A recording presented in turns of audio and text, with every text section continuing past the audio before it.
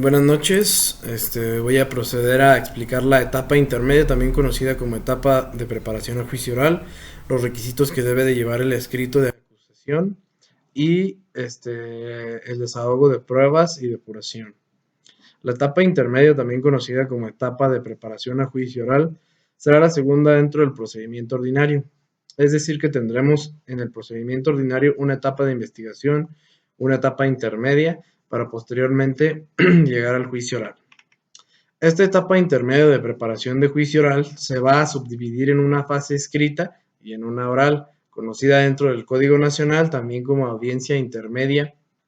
En esta primera fase escrita de la fase intermedia se presenta el escrito de acusación y además de que se está notificando a las partes, este es el momento oportuno en el cual la víctima podrá constituirse como último momento en acusado coadyuvante. De igual manera, es aquel momento en el que se va a llevar a cabo lo que hoy se denomina en el código como descubrimiento probatorio. Y por lo tanto, en este momento será el oportuno para que se realice el ofrecimiento de los medios de prueba de manera escrita por parte del Ministerio Público, el acusador coadyuvante de existir y finalmente del imputado por medio de la defensa. Una vez que se ha llevado a cabo esto, llegaremos a la audiencia intermedia, la cual está conformada por la fase oral de la etapa intermedia. En esta audiencia intermedia va a suceder básicamente la depuración tanto de los hechos, de derecho y de los medios de prueba. Es importante tener claro cómo se va a depurar cada uno de estos. Los medios de prueba se depurarán por medio de la admisión y exclusión de estos. Es importante considerar que México ha seguido aquí de manera muy clara la teoría de que lo natural de dicha audiencia es el ejercicio de admitir dichos medios de prueba, a menos de que exista una causal suficiente y ésta sea expuesta ante el juez de control en dicha audiencia de manera oral para que efectivamente sea excluido uno de estos medios de prueba. Dichas causales pudieran ser algunas otras, por ejemplo, en que ese medio de prueba hubiese sido obtenido de manera ilícita o se hubiera declarado la nulidad previamente de este. También, así que sean algunos medios de prueba, por ejemplo, sobreabundantes, entre algunas otras causales. La depuración de los hechos se va a llevar de la mano de la realización o no de los acuerdos probatorios. Estos acuerdos probatorios deberán de ser realizados de manera previa por el Ministerio Público y el imputado, de la mano de su defensor, y estos tendrán que versar sobre los hechos que posteriormente en juicio oral no podrán ser debatibles o debatidos. Es decir, que si se llevan a cabo este tipo de acuerdos probatorios dentro de la audiencia intermedia, se considerarán esos hechos como probados. Posterior a ello, tendremos también la depuración del derecho, la cual se va a llevar de la mano de todo lo que hoy conocemos como vicios de forma, generando esta depuración de vicios de forma y también así de algunos incidentes de previo y especial pronunciamiento. Para concluir con esta audiencia intermedia, se llevará a cabo el dictado del auto de apertura a juicio oral, con lo cual estaremos concluyendo justamente la etapa intermedia. La etapa intermedia, para ser precisos, va a tomar como momento para comenzar la presentación de la acusación y para finalizar en el dictado del auto de apertura de juicio oral.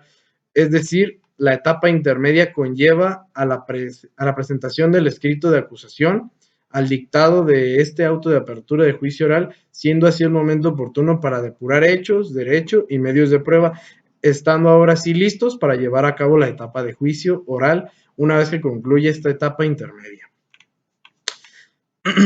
El artículo 35 del Código Nacional de Procedimientos Penales nos menciona que una vez concluida la fase de investigación complementaria, si el Ministerio Público estima que la investigación aporta los elementos para ejercer la acción penal en contra del imputado, se presentará la acusación y el contenido del escrito de acusación del Ministerio Público, reitero, basándonos en el artículo 35 del Código 335 del Código de Procedimientos Penales, debe contener lo siguiente. Como inciso 1, la individualización de los acusados y de su defensor. Esto quiere decir que en este apartado señalaremos los datos generales del acusado, como su nombre, edad, domicilio, ocupación, teléfono, domicilio, para oír notificaciones y recibir notificaciones. Todos estos datos deben de estar actualizados y deben de venir en conjunto con los datos de su defensor, los anteriormente mencionados. El inciso 2 nos menciona la identificación de la víctima u ofendido y su asesor jurídico. Este apartado nos sirve para señalar datos generales también de la víctima o afectado, como nombre, edad, domicilio, ocupación, teléfono y también el domicilio para oír y recibir notificaciones. También se puede adjuntar o debe de ir adjuntado ahí mismo los datos de su asesor jurídico. La relación clara y precisa, circunstanciada y específica de los hechos atribuidos en modo, tiempo y lugar, así como su clasificación jurídica. El inciso 3, en este apartado se redacta un breve relato de los hechos. Se debe señalar el tipo de delito y en qué artículos legales se establece. Y también se debe de establecer las circunstancias específicas del hecho, de tiempo, modo y lugar, grado de ejecución del hecho, de consumación instantánea, continuada o permanente, forma de intervención, autor directo, coautor, intelectual, material y los naturales del hecho, doloso, culposo, por acción o por omisión. La relación de las modalidades del delito que concurrieren, el apartado número 4. En este apartado se especifica si el delito recae en alguna modalidad, es decir, que tenga relación del sujeto activo, pasivo, por grado de parentesco, afinidad, consanguinidad, puede ser agravada o equiparada. El inciso número 5, el apartado número 5, la autoría o participación concreta que se le atribuye al acusado. En este apartado se establece el grado de participación del acusado, es decir, si fue autor, coautor, autor intelectual o autor material. El apartado número 6 nos habla de la expresión de los preceptos legales aplicables. En este apartado se establece el tipo de delito, la comparecencia, es decir, justificar por qué se persiguen en ese territorio y la clasificación jurídica del delito. En el apartado número 7, el señalamiento de los medios de prueba que pretenda ofrecer, así como la prueba anticipada que se hubiere desahogado en la etapa de investigación. En este apartado se puede señalar alguna prueba anticipada, así como pruebas testimoniales, pruebas presenciales, documentales y material de apoyo documental o audiovisual. El apartado número 8 nos habla del monto de la reparación del daño y los medios de prueba que se ofrece para probarlo. En este apartado se establece el plan de pagos de la reparación del daño por el tiempo, cantidades a pagar, forma de pago. Esto deberá de realizarse por cada delito que se señale. El apartado número 9, la pena o medida de seguridad cuya aplicación se solicita, incluyendo en su caso la correspondiente al concurso de delitos. En este apartado se establece la penalidad que corresponda al delito que señale, como la pena de prisión, y si existe algún agravante, el incremento de la penalidad que se impone, así como de existir el conjunto ideal y real, además de señalar el monto de la sanción pecuniaria que corresponda.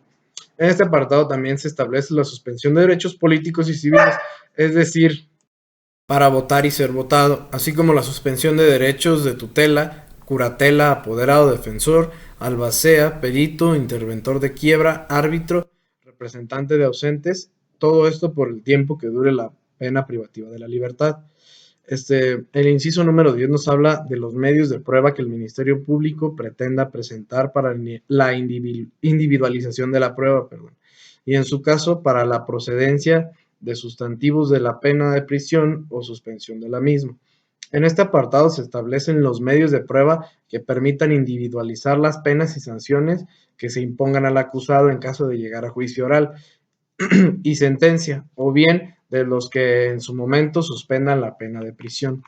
El inciso 11 nos menciona la solicitud de decomiso de bienes asegurados. En este apartado se señalan los bienes asegurados por actos de investigación, tales como vehículos automotor, propiedades, cuentas bancarias, obras de arte, enseres domésticos, incluso ganado, alhajas o dinero en efectivo. El inciso número 12 nos habla de la propuesta del acuerdo probatorios. En su caso, en este apartado se señala el plan de acuerdo reparatorio que se pretende establecer y de existir uno. En caso de ser afirmativo, establecer si el acuerdo será de cumplimiento inmediato o diferido, así como en pagos, plazos o formas distintas de pago. El inciso número 13 nos indica la solicitud de que se aplique alguna forma de terminación anticipada del proceso cuando ésta proceda.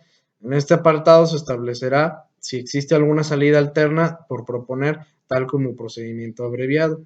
Y bueno, por mi parte es todo. Muchas gracias y buenas noches.